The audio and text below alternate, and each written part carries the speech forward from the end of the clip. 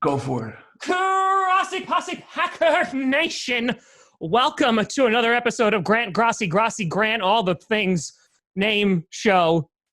I'm your co-host, Tom Grossi. That was the best intro I've ever done in my life. Name coming soon.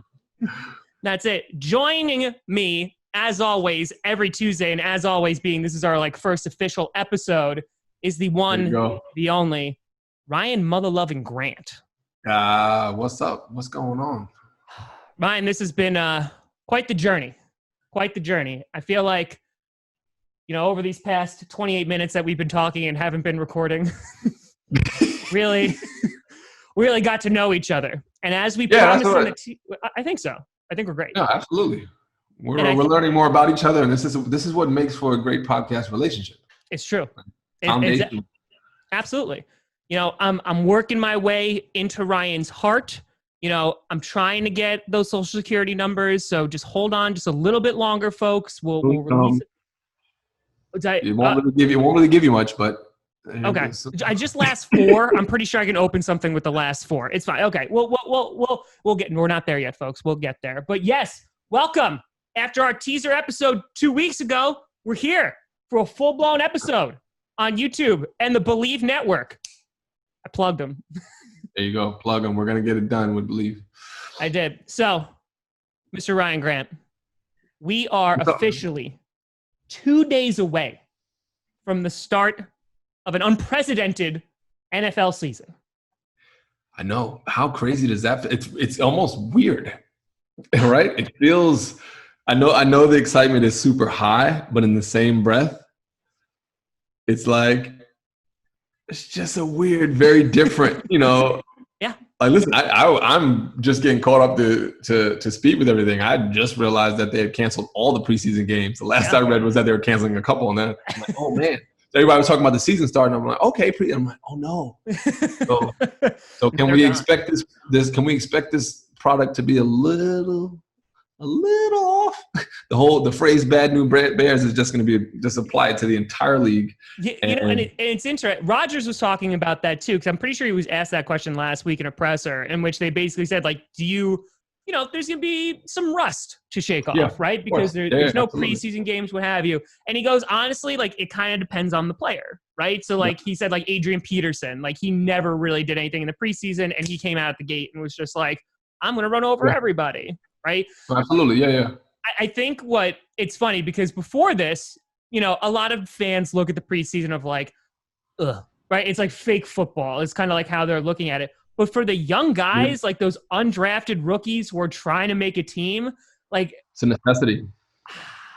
I do not envy a single coach that is trying to make personnel decisions based off of just, a few weeks of training camp, and that's it. No, absolutely. I said something about that.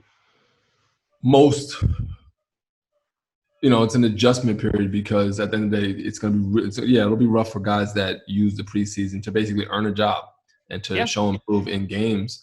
But, like anything, when you're pro and professional, they'll adjust. And the guys that don't adjust will absolutely be considered collateral damage. And if this is quote unquote, the new norm for the year, then guys are just going to have to figure out how to work around that. And, I appreciate what Aaron said about depends on the person. Yeah. Yeah, you're going to have definitely guys that can turn it on, turn it off right away. But at the same breath, as a team, being able to find teams that have new guys on, finding that rhythm. It's a very, our sport is very, it's chess in regards that a lot of it's repetition. A lot of it is strictly just repetition in regards to timing, understanding timing of stuff. And in general, for the rookies, for everyone, they just haven't gotten that with the offseason or even preseason games. So I am curious to see. I'm curious to see also what sleeper team has found a way to kind of really manage that very well and comes out the gate just smoking. So it'll be interesting, but I know it'll be very different for a lot of people. And even how to navigate playing. So of course, it's the first game, so you want to get that win. But do you put everybody in the same amount? Are you still playing? Is it more of a quote unquote marathon than it would normally be? Yeah.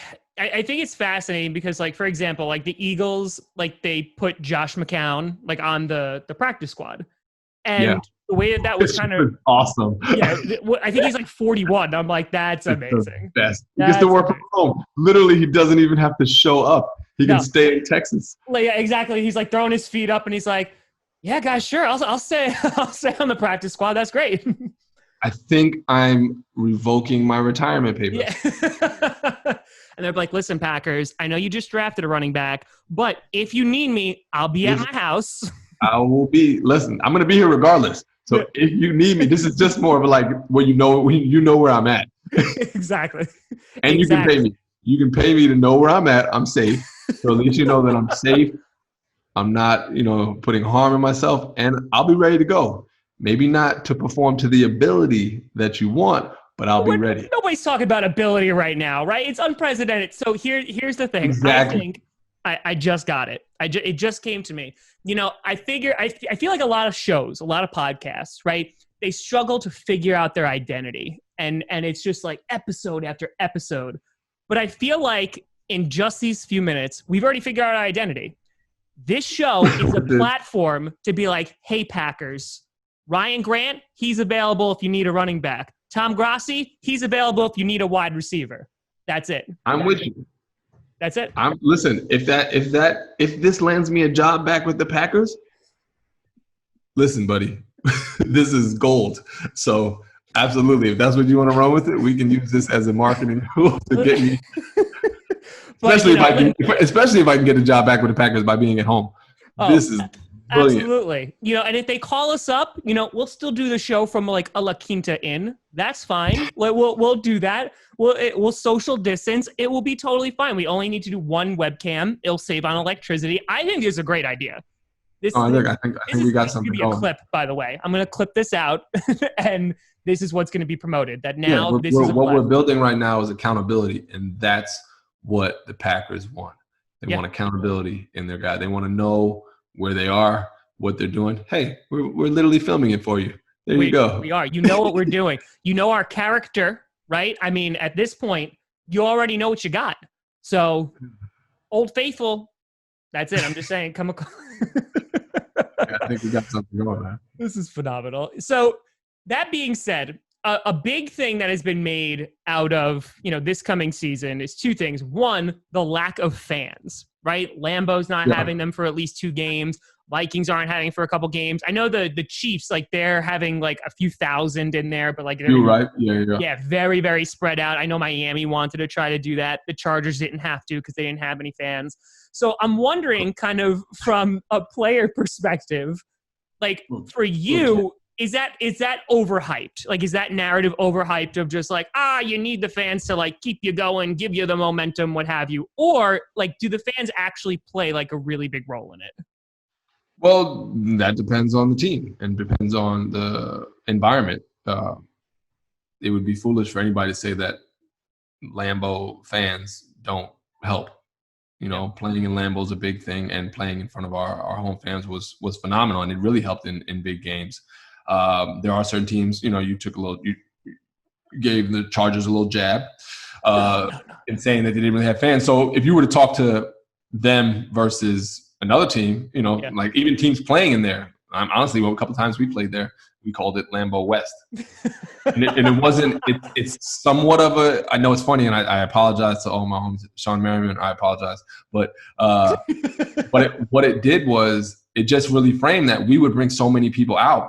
Packer fans are all over. Yep. So they would travel, and you would go into the stadium and really did not feel like you were playing an away game.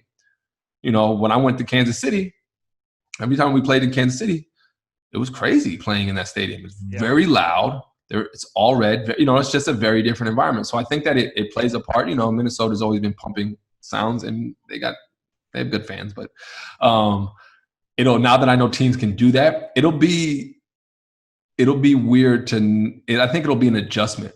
Yeah. I think that the product will still be high because at the end of the day, when the game starts, the competition levels will still be very high. So guys are still going to want to put a very high level of product, but the emotions and swings of the game and how that play might be very different. So, you understand that one play could swing an entire game, and the emotion, the whole crowd can be taken out of a game, which then might swing and emotionally take take its toll on the team. But that'll be very different because there's no crowd. So emotionally, what's going to go with this way of like, oh, the disappointment is going to come in homes as opposed to the sound of the game. And I'm fascinated by like, so every now and then, like I've watched like WWE has like been doing this the entire time, right? Like they've been doing it. Oh, really? Oh yeah. Okay. Yeah, I guess so. Yeah. Because like WrestleMania, like was supposed to be in Tampa. Still been going on. It's all still been going on though, right? Yeah. Like literally every week it's still been going on. And I haven't watched it religiously, but it's interesting to see how they've kind of pivoted because originally it was just like, there's no fans. And like, I want to say it was like super awkward because like you heard like every grunt, you heard like, like you heard all of that. And then now they've switched it in which now they had like piped in sound and now they have virtual fans who are there like phoning in from Zoom that are like, there's like big screens and stuff. And it's very interesting to see like how the NFL is going to approach this. Like obviously like they're going to do like, pumped in, and the Vikings are like, we've been preparing for years. We got this. Exactly. They've got the whole blueprint for that. Exactly. They were the ones actually who sent the MP3 file to the rest of the league. They're like, here you go, guys. You want this? Do you want us to edit out the horn? Or you want to just keep it in? So, exactly. Yeah, 100%. So I feel like, even with like a place like Lambeau, like you score a touchdown, there's no Lambeau leap. You know what I mean? Like what do you do? Yeah, what guys are going to do, what it's going to look like. I think that teams will be closer.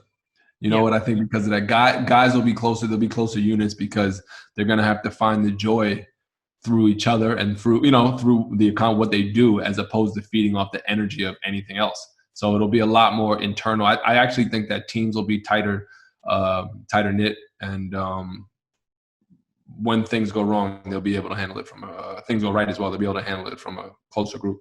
Yeah, I mean, that makes a lot of sense because, again, like, who else you got to turn to, right? Like, you can't turn to the crowd and, like, exactly. Literally, you can't try to, like, who are you going to get pumped up from? Yeah.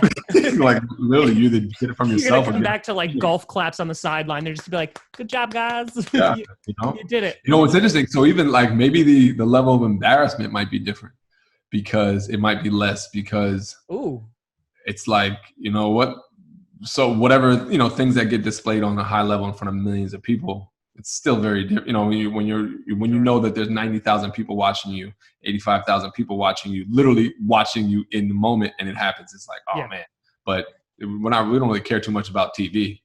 No, so they don't exist. But again, you drop a ball, you hear, 90,000 people, and you're like, yep, I feel bad, guys. Thank you. I got it. They definitely. I tell you what, they definitely won't miss the trash talking from the fans. No player's gonna miss that. Absolutely. Actually, maybe not. Maybe some guys might like that. I feel like some would feed off of that. Yeah, some would like that. Yeah, someone's behind the bench, like yakking in your ear, and you're just like, watch this. Yeah. People will just have like their headphones on and like it'll just be trash talk on a loop and they're just like, I'm gonna show this guy. I'm gonna kick his ass. It'll be funny how guys. I'm looking forward to see like the humor in how guys poke fun at it. Like guys are definitely going to be talking to the stands and there's going to be nobody in the stands and they're just going to be playing around like, what'd you say? Yeah, well, I bet you won't come down and say it to me. Like stuff like that. Just to play with it because and that's the thing, you have to poke humor at like, listen, we're all in this awkward situation. Everybody's dealing with it very differently. And it's like, listen, this is what the hand we've been dealt. So let's make the most of it. So I'm looking forward to see how guys, how they get it done or don't. And I feel like it's crazy because, when we were talking about this, like back in March, right? We were like, oh, we got plenty of time. Like the NFL is going to be fine. It's going to blow over by then. Like we'll be fine. Right. And then we got closer and closer and we're like, oh no, like this is going to be a thing. And I feel like there is still like this fear, like that it's gonna, like the rug is going to get pulled out from underneath us. Like I feel like the NFL is going to be like, oh no, we're putting a product on, like regardless. I don't care if it's practice squad guys. Like I don't care we're going to put something on the field.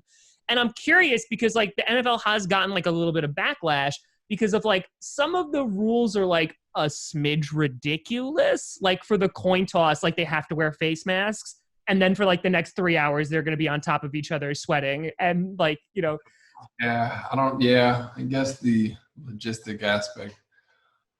But NFL is a business. And I guess that from business and bureaucratic aspect, there are certain just protocols. I don't know. I mean, a lot of it doesn't make sense to me. Just the fact that the game itself is nothing about the game is safe. So to say then, the priority is safety, it's like, well, then why would no? Now it's like, well, what is it for? Is the coin toss for specifically for the referees? Do the referees have to wear masks? Yes. The entire game they have to wear masks. I don't know if they have to do the entire game. I know they have to do during the coin toss. Okay. And I know you can't swap jerseys at the end. Yeah, because that's okay. Yeah, they can play. I get it. I understand. Ryan, I don't know if you know this, but that's where COVID loves to hide. They love that. They love in fan and appreciation. They love in the appreciation for, another person's talent and what people do. It's really an interesting thing that COVID attacks when you it's like, man, that's when it finds the gripping. But I get it. So I understand that why the ridiculousness comes. So, but they're like, we don't want to get sued to hell. Like what? Yeah, I get. Yeah, I think that a lot of it is just like they lie. Everybody's got a liability. Everybody. So it's why certain things are not happening. We'll see, man. I know it's funny. I know that I've heard a bunch of fantasy leagues are not actually taking money until like week 6 or 7. Yep. Because they're like, we're just going to hedge our bet on this not actually going all the way through. It's like, yeah, this is fun. We'll have fun with it, but we're not going to put money on the line until we actually know that this is somewhat. Like, it's real. Like when NFL.com like sends you notifications, just like, hey, we have 2 COVID bench spots for you. So if a player gets it in the middle of the year, I'm like, that's normal. Yeah. 100%. Is that what they're doing? They have like people have more bench spots in fantasy leagues just in case someone gets COVID and stuff. Because again, like if they're out for what, 2 weeks? Yeah, exactly. What they said, like the minimum, if you test positive, you have to like basically go back to like the quarantine. Yep. Yeah. So I mean, it's gonna be fascinating. Like even just like the logistics. I've been talking to other YouTubers about this too, of just like logistically, like, can you imagine like someone like a superstar, like whether it's a quarterback, whatever, like gets sick, like that completely changes the game, right? Oh, and like, goodness. What are you talking about? Like guarantee? Yeah, he's fine. He's like, well, I have no symptoms. I'm actually fine. And just by protocol, he has to. Yep. Woo! Yeah, you're talking about. Like that, especially in that state of Florida that likes to do everything their own way. I just imagine like Tom Brady's in like a hyperbolic time chamber right now, and he's just like, "Don't touch me, don't come near me." And well, think about it, especially for Tom, who does so many things his own way. My hair is doing its own thing. Who does so many things its own way. Yeah, it'll be interesting. I love it. Yeah, it's gonna. If anything, like it's going to be just fascinating to obviously watch the game of football, but everything surrounding it. No, that goes on. I was talking to like people at work of like if the NFL at some point like gets canceled, that's when like it's bad. Like something went very very wrong. Exactly. If it gets to that point, something went really bad. You're absolutely right. Because I don't think that it would ever get to that point. Yeah. Because of the amount of money on the line. We got billions of dollars to make. Yeah. So if it does get, if it gets to that point, if it does get to that point, it's like something really, really bad. The meteor is coming down. Like we're watching it, but they're still trying to get like Sunday Night Football in. I used to say that in regards to like when guys would test positive for drugs, like the drug testing positive, and for non-performance enhancers, I would say that that if it's gone public, like. This is like their 4th time. Yeah. I was like, because we have so many protocols of like, no, you can't tell, no, you can't do anything. I'm like, well, if people know, it's because this has happened so many times. Exactly. This is the first time. So I know you're like just like starting to get back into it, like getting up to speed of like what's going on. Are there any teams that kind of like stick out to you that either like you're drawn to of like, ooh, like they could be really good this year? Ones that kind of like stick out in your mind of like, I expect them to make a deep playoff run. Okay, yeah, I could give well, of course, I think that what Tampa's doing is really interesting. They're putting together, they're on paper, they're putting together a squad. I like their defense. their secondary is young, but I like their defense. I think number one run defense last year. Yeah, I think that they have some really exciting guys, young dudes, and of course their offense is a bunch of killers. So like proven killers, whether they work together or not, that's a whole nother thing, and we'll see how they are able to. But I do expect them to make some trouble.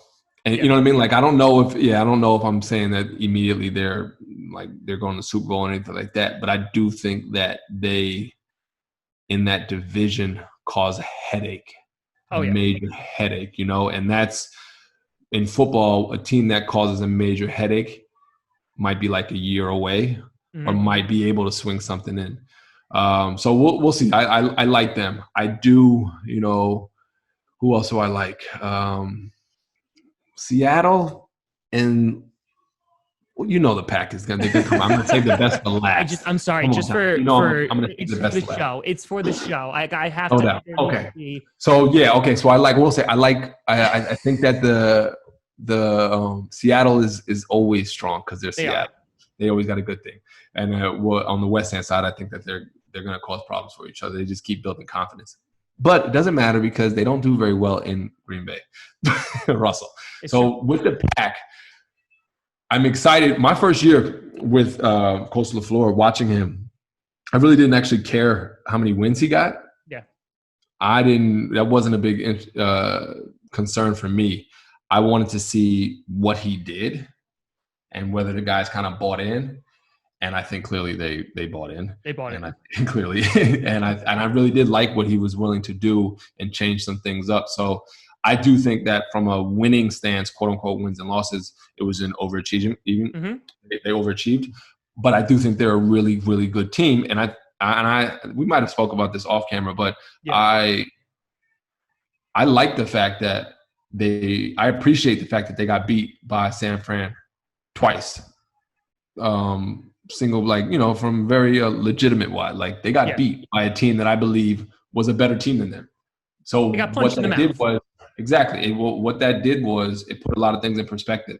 It showed, we were one game away from the Super Bowl, but in the same breath, we're not ready. So it really did, in the same breath, it gave them a level of confidence that they could, self-confidence that they can perform and get it done because they showed they could. But in the same breath, there was that sense of humility, like, okay, we still need to work on a lot of different. So it showed a lot of their deficiencies. And I'm looking forward to, I think that they've not necessarily in like acquisition and player-wise, which we could, it's a little weird, but I think that they're willing to address some of the stuff. So I want to see now how they are able to take that next step with confidence and now in more of an attack mode because now they know what they need to work on.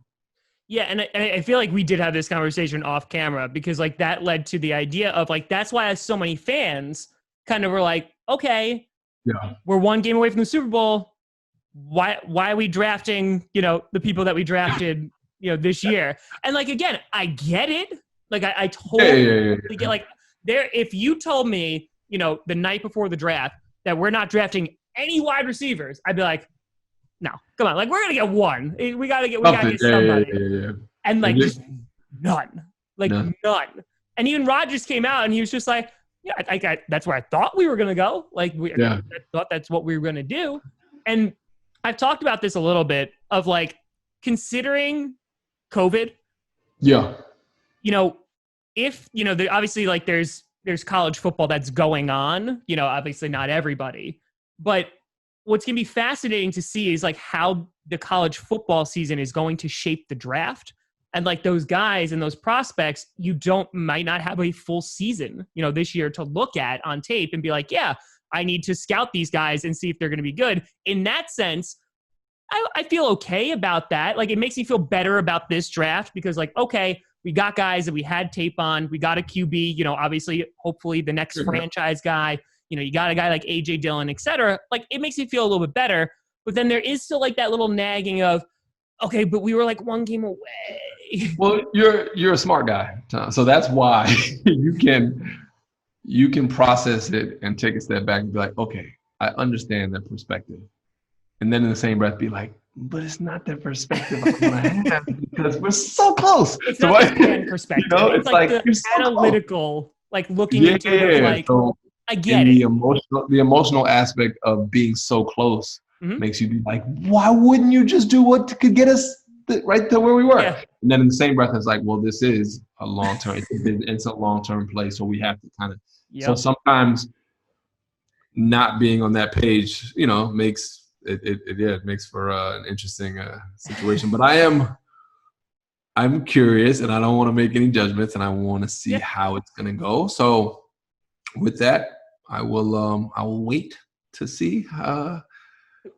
Excuse me, Mr. Grant. We don't do that here. We just make snap judgments. Have you been on the internet recently? No. As soon as I tried not to. Night one happened. It was the worst draft of all time. I don't know if you knew that. Oh, and it was automatically Aaron is not happy. Nope. But oh God, and I'm like, listen.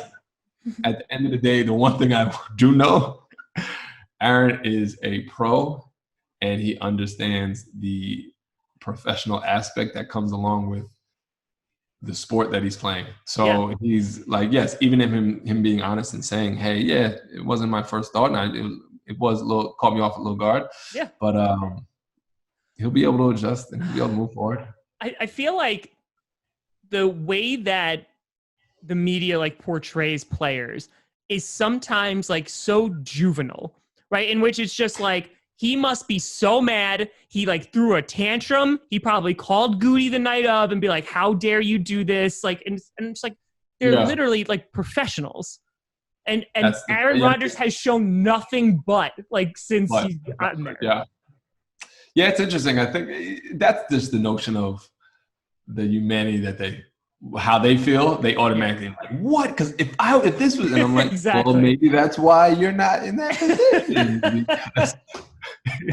And that, my friends, is the T. Yeah, you know, that's it. There's a lot of things that as professionals we've had to go through to get to that stage, whether it is having to, quote unquote, sometimes bite our tongue, sometimes, you know, just fight through an adverse situation. Like that just adds to our character and our ability to do what we do. So listen, everybody is capable of, I think, of handling situation, whether they do or not. That's, you know, sure. But I'm looking forward to seeing guys step up. I actually, you know, I'm all for guys, professionals, stepping up, man, like to adversity. Like, listen, just getting to the NFL is adverse as hell. So it's like, are you kidding me?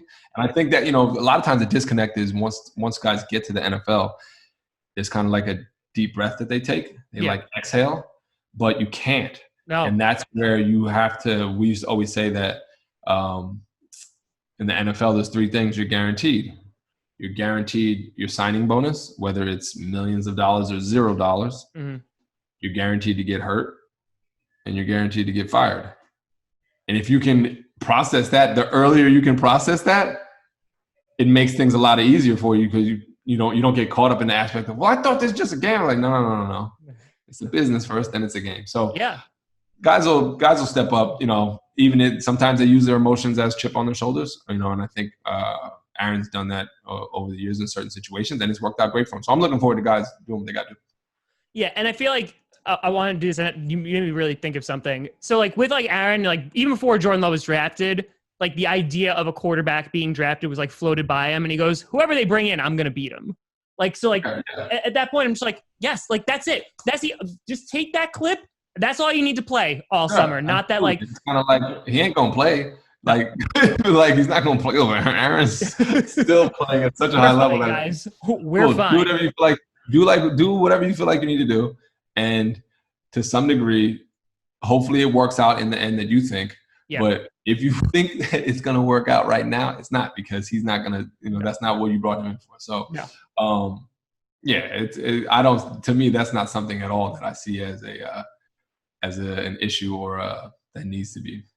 They're not even a possibility at this time. It's like, listen, I want to see what the younger dudes in regards to like little filler positions, you know, maybe that tight end that they drafted, fullback tight end guy. I think he was from Cincinnati, maybe. About DeGuara for this year? Yeah. I'm looking forward to seeing like what his role might be, because I think he might be able to come in and have a role. You know, everything starts in the trenches. So I think defensively that D-line and Kenny Clark's a beast. So I'm glad. Oh my goodness.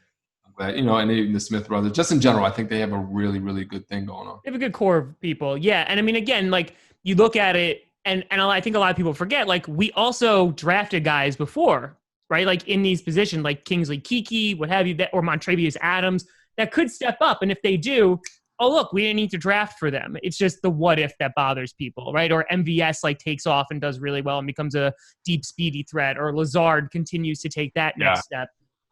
All of those things. But I wanted to ask you, you brought up a really interesting point, the idea of like, you're going to get your signing bonus, right? You're going to get hurt and you're going to get fired. Yeah. So like as a player, I'm very, very curious based on your perspective. When you see players that like a Le'Veon Bell, basically anyone who's like willing to like hold out, right? Mm-hmm.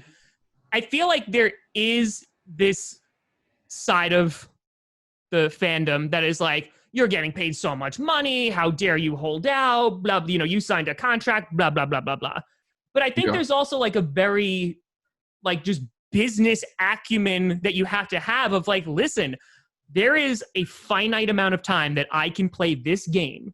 Absolutely. And because of that, I need to accrue as much resources as I possibly can because it is finite.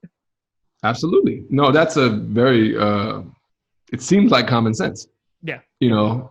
It's like the public persona is around that the only people that are supposed to act like businessmen are the quote unquote businessmen. Yeah. And it's like, well, wait a minute. When athletes act like they're told that it is a business, but when they act like businessmen, then they're villainized. We're put in a negative light. And, listen, I held out and went under the radar, like we spoke about, because of the whole Brett Favre when he came back situation. But the same things were being told to me. How this, that, how could you do it? And but on the negotiation aspect, it was like, no, let's wait a year. Let's wait 2 years. And it was like, no, my age changes when I wait that amount of years. And then you're going to get me for lower because you're going to say I'm older. Mm-hmm. And I understood, especially as a running back, we already have these, shelf lives. They're like nothing. Yes. So, and the demand is changing, what it looks like. Yep. Mike McCarthy going public and saying that he wanted me to be the franchise back. That gave me leverage because he went public and said that, that's how he sees me in regards to my role to the team. So it's a really interesting thing, and I'm all for it. I think and most guys in the league are all for everyone getting as much money as you can. Yeah. Like, at the end of the day, yes, we have a responsibility to our teammates in regards to like 100%. When you show up to work as hard as you can because, my livelihood depends on a lot of other people's, getting their job done. But at the same breath, I've never been the type of person to really trip about someone getting their fair share. Do what you got to do. That's it. You got to do what you got to do. All right. To pivot completely. So Sunday, you have the Green Bay Packers visiting the good old Minnesota Vikings. Of course. What a great opening game. It is a great opening game. I'm very happy for it. And I also really, really, really want to see what Aaron Rodgers does in a stadium with no fans of just drawing everybody off sides. I'm all about it with his cadence. So about it. But I think for me, looking at the Vikings this year, personally, as a fan, I was born in 90. So when you look at it from a fan perspective, I have always felt, even though the Bears and Packers have been like, long time historic rival, as of late, I think a lot of it is with the Vikings, right? They're usually like right up there. They also have good defenses. Sometimes they have good offenses. Never get those QBs, but like they do pretty well. Yes. And so, a lot of people look at the Vikings and go, one, they're in cap trouble, but two, that defense is still dominant. Even though they've lost people, right? Ngakwe's come back instead of Griffin. That secondary, that corners are really, really young, but the safety group is really good. And then you have a guy like Stephon Diggs leaves, and then you have a guy like Justin Jefferson who gets drafted, and it's tough for a wide receiver to come in immediately and make an impact. But I'm curious. But he'll be a playmaker. Yeah. Say again? He'll be a playmaker, though. Yeah, I think so too, which I'm so happy about. Yeah. But yeah, I think, looking at this game, I think it's going to be a lot closer than like if someone's a Packer fan, like, oh, we're going to wipe the floor with them. that doesn't really happen too often. It usually goes down to, somewhat of the wire. And I'm curious to just like kind of get your takes based on the teams that have been assembled this past offseason. Like, who are you leaning towards? Well, I'm always going to lean towards the Pack. And yes, rival games, and when you're playing division rivals, even if it's Mop City, it's usually not Mop City just because they know you very well. It's like, your brother that just estranged brother. We just don't talk to that side of the family. Yeah, it's just like, he's like, they know us and they know a lot of our stuff, and they got more film on us than anything. So I think that I do think that the Packers come away with that game with everything that happened last year. With that series, I do think that they come away with it. Part of playing in Minnesota is the fans and the loud of the game. So I think it'll be interesting to see. That might play a part just because it's not it won't be as regardless, even without fans, it won't be as loud. But the Packer players, they might be able to get used to it. So I don't see that really playing much of an issue in the game. Yeah. No, you kind of gotta pick your poison right now with the Packers offense, because Aaron Jones' year last year was so great and so explosive. Yep. But it wasn't dominant because they didn't have to rely on him. Yep. But he just performed at such a high level. Yep. So now a lot of teams that are like, okay, well, we have to take him into account. He becomes so much a part of the game plan defensively that you're screwed regardless, because you forgot, and you didn't forget, but Aaron Rodgers is still back there.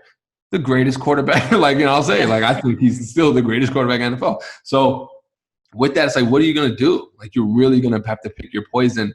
Yeah. And what that means is that they're going to put up points, and they should. The accountability and the expectation for the Packers offense this year should be, we're putting up points in many different ways, many different fashions. And I do think that what the defense did last year to the Vikings, I think they'll be excited about getting after the Minnesota offense. So I think that they win. First game, it might be a little close early on, but I do think that the Packers pull away pretty Yeah. No, I think it'll be – because that's what even, last year, when we wound up, beating them by a couple scores, that was like the Aaron Jones, dagger, knife in the heart. Came with 5-ish minutes left in the game, with that run. Yeah, it's going to be interesting. And I feel like with the Packers too, that this is the first time in a while, again, that we said it last year of we got a defense going on now that we don't have to be all right, the offense has to score a cajillion points. They can just score, a few touchdowns and we should be good. It'll be interesting to see how they take that next step, and all those guys like Savage coming into year 2, Jair Alexander continuing to be a lockdown corner. I feel like there is a lot of potential. Rashawn Gary, who I am so hyped on. That's the guy. Shout out. He's from the same area as me. One of my good friends was one of his high school coaches. I'm looking forward to him really stepping up. I know the Packers are really excited about him. So it's funny. It's almost more on the opportunities they give him, because I know he's looking forward to performing at a high level. He's been working his butt off. So I'm excited to see how they use him, where they're able to find, because it's interesting things. They got a lot of body. They got, these Smith brothers are phenomenal. So who have clearly shown that they can get it done at a real high level, one of the best in the league. So it's how do you got to find a way to use Gary, across that, I think across that entire D-line. So we'll see. Well, I think what's fascinating too with them is because you were saying you do have the Smith brothers who are so dominant that offenses are going to be okay, these are the guys we need to block, right? Yeah. Rashawn Gary didn't get many opportunities last year, and then we had to deal with that whole bust talk. I'm like, guys, it's been 5 seconds. But then you have Rashawn Gary. If he's able to be as good as advertised, what are offenses going to do? They can only cover so many people coming at you. And you're right. When you look at that makes him dangerous. I think it's a good, when you look at the things that the Giants did in those years where they got lucky and beat us. 100%. Yeah.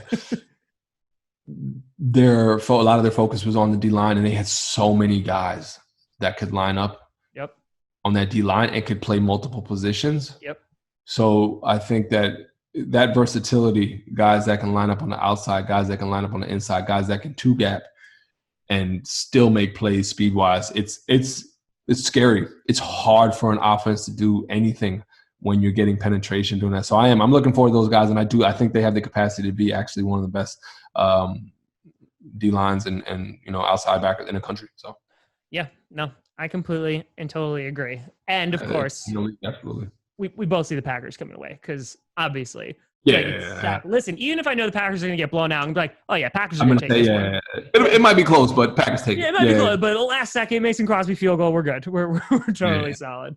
No, but I think I am beyond excited for football to actually be back. I feel like it's definitely needed. Like I feel like it's, even though things are not normal, it like replenishes a tiny bit of normalcy, even though it will be so different. And I'm all about it. I know guys I talk to, a lot of guys are excited too. I think, I think it'll be fun, even if it's a little different. Guys are looking forward to the competition. Like they miss that physicality, they miss that competition level, and the art of getting after it. So I know it should be fun. Yeah. I can't wait, and it's here. But Mr. Grant, please tell all the people where they can find you, and so they can look you up. And all the look me up. You're doing everything I'm doing. Yeah, I'm actually. We talked about this. So my Twitter is Ryan Grant 25. Just my number, really easy. My Instagram is Ryan.Grant. That's easy as well. And I'm on Facebook as my name. You'll see me. It's my face, I Bleav, on that as well. Yeah, because I'm doing a lot right now, man. I'm actually, as we spoke, I'm building out my own podcast called Profits in Process, and it's basically about process and the people's perspective on process, and hearing them speak on the value of, finding the value in process and the profit in their process, whether micro, macro. So I'm doing a lot of work on that and interviewing, and been sitting down with some really interesting people, and I know a lot of people that like it. So handling that, and then still trying to keep sane with Packer football and give you guys as much as I can. So fantastic. You can always find me at Tom Grossi Comedy. Everywhere. I will. No, definitely. You'll definitely be a part of it, brother. So everywhere. Packcast, you know where to find it. It's on this. Also, this show, if you're just like, wait a minute, I don't want to see these beautiful faces, which if you don't, what's wrong with you? But if you prefer the audio, we should take offense to that, by the way. If you prefer the audio, we're on the Bleav Network, wherever you get your podcasts. So check that out. This has been Grant Grossi Grant, whatever you want to call it. We will be something different next week. Who knows what that's going to be? We agreed that we think we're gonna allow the fans to pick our weekly name. Yes. For the show. Yes, we'll have the show will be called Grant Grossi for those marketing purposes, but we're gonna rearrange the names for the show. So we're gonna let the fans pick that. Got to keep them on your feet, right? So every time you go to look for us, are you gonna find us? Because that's marketing, people. There you go. We're gonna be so good. It's like this show is gonna be so good that you're gonna have to actually but you'll be willing to search for it. You'll be willing to find the name. True. You're like, it was a 5-minute episode and it took me 3 hours to find. Worth it? Absolutely.